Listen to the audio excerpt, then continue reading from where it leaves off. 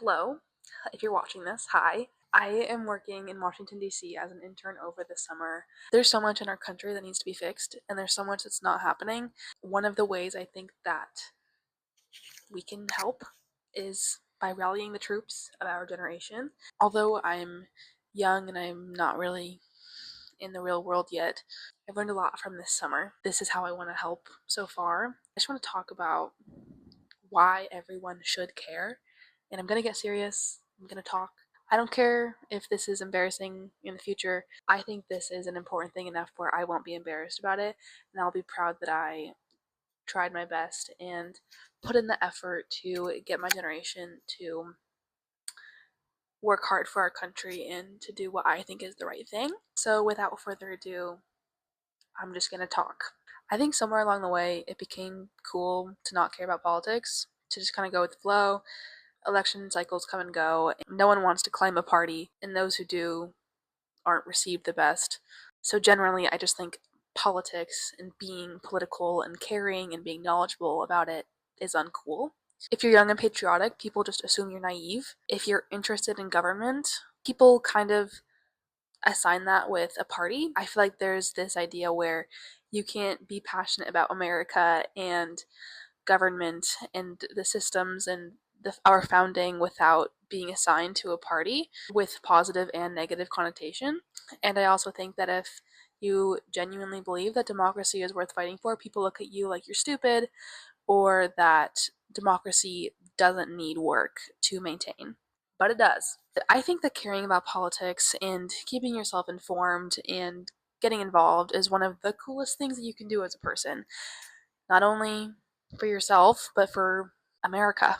As I said, this summer I'm living in Washington, D.C., and one of the reasons that I wanted to come was to see where the country needed help and how I can step in. And I want to understand the problems that we face, the people who try to solve them, and how my generation is going to fit in America's future. Recently, I attended an event with the Progressive Policy Institute about how young people engage in politics. Unfortunately, one thing that kept coming up was a sense of disillusionment. Trust in institutions is declining, and many people just feel disconnected from government. And some are even beginning to question if democracy is a system worth saving. And I get it. I understand why. It is so easy to be disillusioned and to lose faith in the country.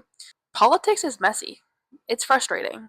It often feels like nothing gets done. It seems like everything that we are facing now is set in stone. All of the problems and injustices that we face are just stuck. Like we can't do anything to get them out because it moves too slow or there's too many hurdles in the way or a million different reasons. And I think especially that every issue we come across feels like a culture war. It just feels like every problem is connected to the political parties and it's just a mess.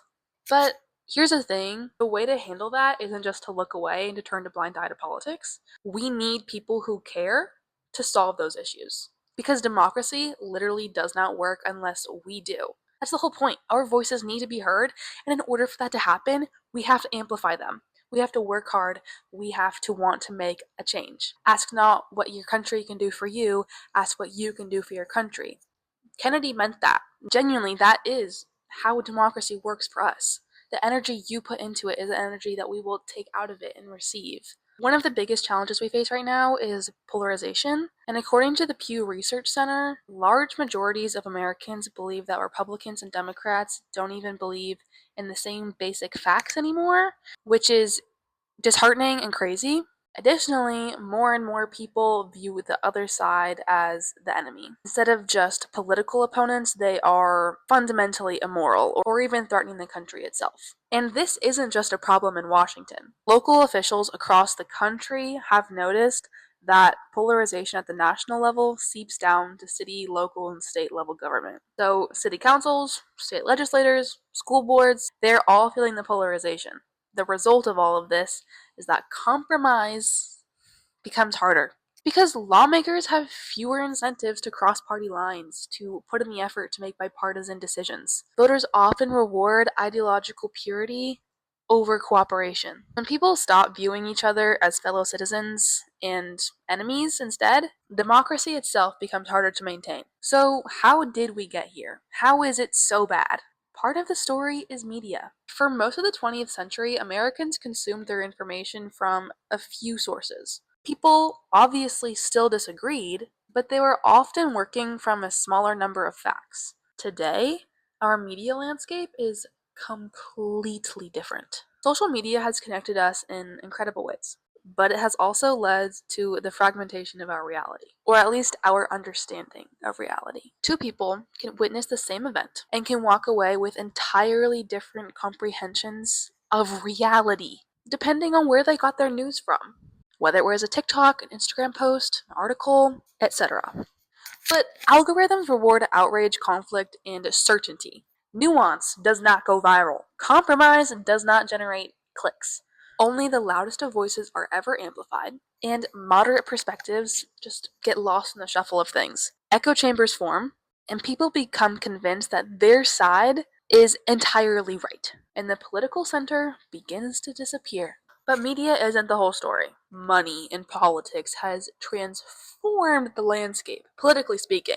Think about presidential campaigns in America. For reference, in 1980, Jimmy Carter and Ronald Reagan spent about $200 million on their presidential campaigns. In 2020, Joe Biden spent over $1 billion, which is crazy. Not only does that become a whole other hurdle for the amount of people who actually can run for office, because it's not only the presidential campaigns that are getting more expensive, it's every kind of campaign, but that's a whole other issue about accessibility of running for public office. What I'm trying to say is that modern elections cost an exorbitant amount of money. Candidates rely on donors, advocacy groups, and political action committees, or PACs, or super PACs. You may have heard of them. And they have to. They have to rely on these things to stay competitive in electoral races. And campaign finance is very complicated. There's been a lot of Supreme Court cases and laws and things about it, but that's a whole other video. And reasonably, people disagree about how campaign finance should be run or regulated. But there is no denying that campaign finance and money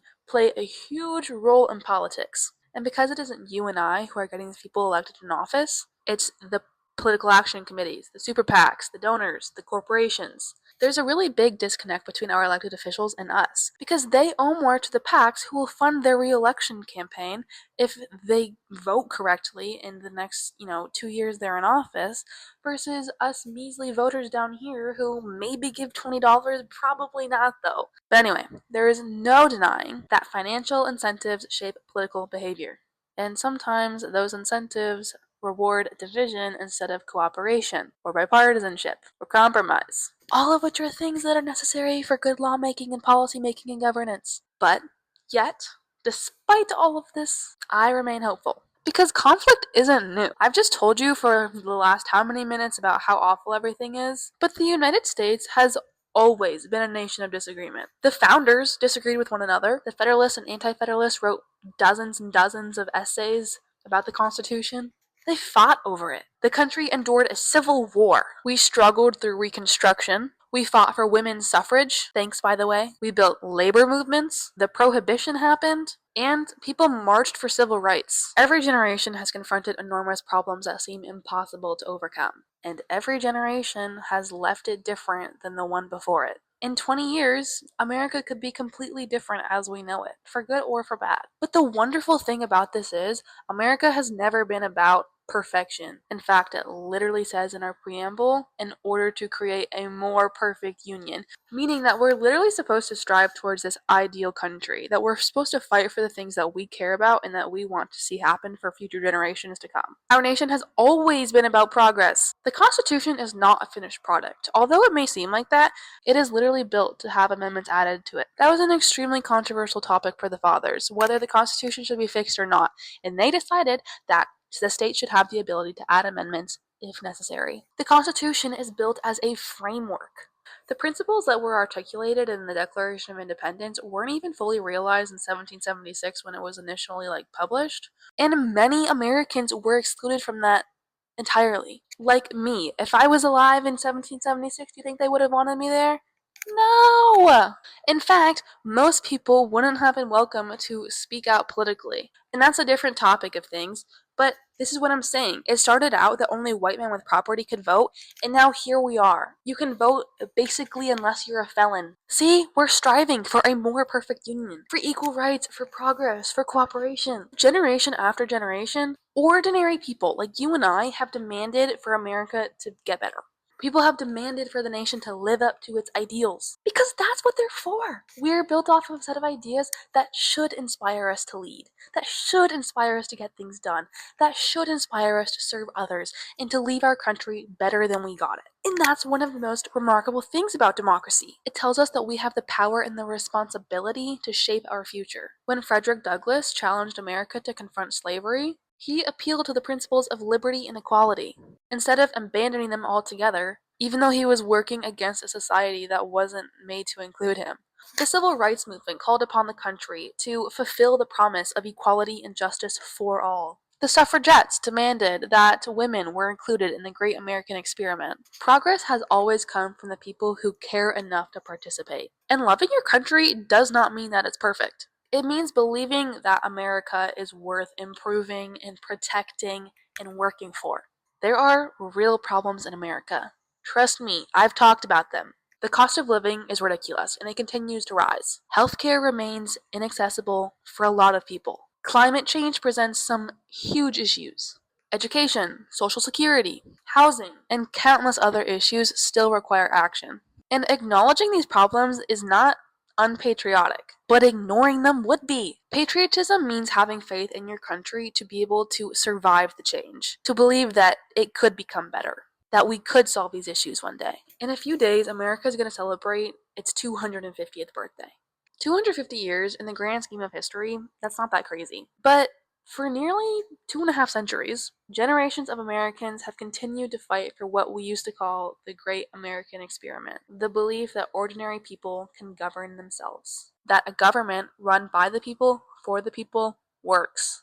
And that experiment has literally never once been easy. It wasn't easy to create it. It's not easy to maintain it either. It has survived some profound disagreements, economic crises, wars, social movements, and moments in time when people genuinely questioned if it was going to endure. And yet, it has endured, because people continue to participate in it. They voted, they organized, they debated, they protested, they served their communities, they cared. Now it's our turn. Our generation has inherited some crazy problems and a lot of challenges, but we have also inherited an extraordinary opportunity. We have more access to information than we ever have before. We can communicate across the continent in seconds. We have the ability to learn, to organize, and to participate in public life in ways that have never been possible for previous generations. There is no excuse for us to not use that to our advantage. The question is whether we'll actually take this opportunity that we have,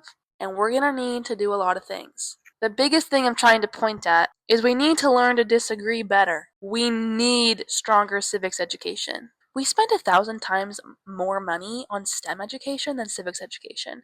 I'm not saying it should be the opposite or even 50-50, but kids need to know that there are committees in Congress. They need to read the Declaration of Independence and the Constitution before they're 17. I've been a person who's been interested in all this stuff for quite a while, and I only did that in my junior year of high school. The kids need to learn. We need to understand not only what we believe, but why others believe what they believe. Trust me, as someone who once thought that if you didn't believe the same things as me, you were dumb, people believe what they believe for a reason. They're not making it up. We need to remember that our political opponents are still our neighbors and fellow Americans and citizens, and classmates and co-workers, and above all, we need young people who care. We need them to get involved. Because democracy literally is not something that will just exist on its own. It is something that every generation must choose to maintain. And the American experiment is not over. It's still being written. And now it's our turn to write it. And despite everything, despite the polarization, the frustration, the uncertainty, I still believe that it is worth believing in. So yes, it is really cool to care about politics. Not because politics is perfect, but because democracy will only work if we do. Thank you.